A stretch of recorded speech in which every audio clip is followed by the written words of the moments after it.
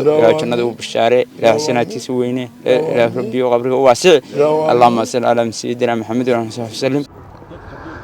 xaaladda abaareed ee ka jirta deegaano badan oo ka tirsan gobolka Mudug ayaa waxay saameyn xooggan ay ku yeesheen dadka iyo dunyada waxaana la arkayaa xoolihii qoysaska xoolo dhaqatada oo sii dhamaanaya shacabka qaarkoodna ay bilaabeen inay ka barakacaan deegaanadii ay ku noolaayeen si ay u gaaraan deegaano isleeyihiin biyo ayaad ka heli kartaan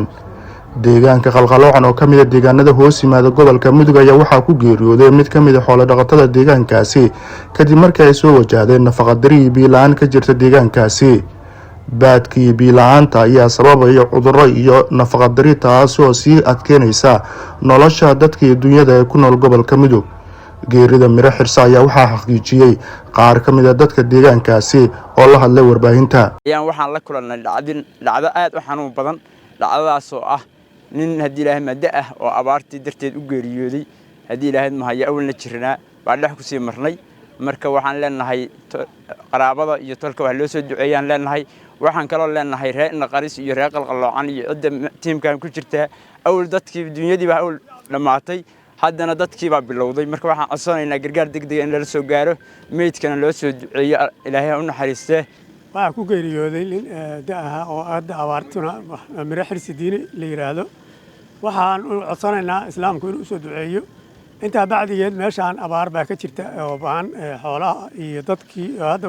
xoolihii way baxeen laakiin xooluhu dadkuna hadeertaan uu xoolo ka harimayo intaas waxaan Ilaahay gargaar laakiin macna tuwaraadkii waan ka soo gaarsiiyay baa codsanaynaa sidaas dadkiina waa hadda caadis waa halkaan mayd baana galay nin daa oo waalidaha baa ku geeriyooday haddii Ilaahay ku roon yahay muslimiinta waan meel kasta in looga duceeyaan ka codsanaynaa codsi ka bacdi annaga lafteedagu abaar baan haysaa abaartaas waa nagu raagtay xoolo waa soo laqday dadkii bay markaan lugta kula jirtaa waxaan codsanaynaa dadweynaha ka codsanaynaa wixii muslimiina wixii naloo heli karo haddii Ilaahay ku roon dadweynaha meel kasta joogaan dadkaas ummadda Soomaaliyeed oo miyiga ku dhaqan ama biyo ama nacfi cunno Libin Cajiib Xaaji TV Universal Gaalkacyo